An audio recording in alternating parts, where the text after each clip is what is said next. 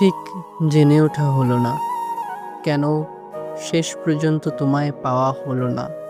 আজ বড়ই জানতে ইচ্ছে করে, কোথায় ছিল আমার খামতি, কি ছিল আমার অপরাধ, কোন অযোগ্যতার কারণে আমায় তোমার জীবন থেকে নির্বাসিত হতে হলো।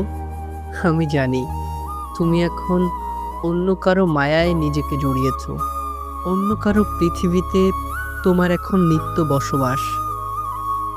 কিন্তু আমার অবুঝ মন একটা সমীকরণ মেলাতে পারছে না। যার কাছে তুমি আছো সে কি কোনো ভুল করে না? তার কি কোনো অপরাধ নেই? কোনো দোষ থাকতে পারে না? আমার জানা মতে এই দুনিয়ায় শুধুমাত্র ফেরেশতাদের কোনো ভুল হয় না, কারণ তাদের কোনো নিজস্ব ইচ্ছে শক্তি নেই, নেই কোনো আবেগ কিংবা ভালোবাসার অনুভূতি। কিন্তু তুমি যাকে বেছে নিয়েছো সে তো কোনো ফেরেশতা নয়, সেও তো রক্ত মাংসের একজন মানুষ। তারও ভুল হয়, সেও অপরাধ করে।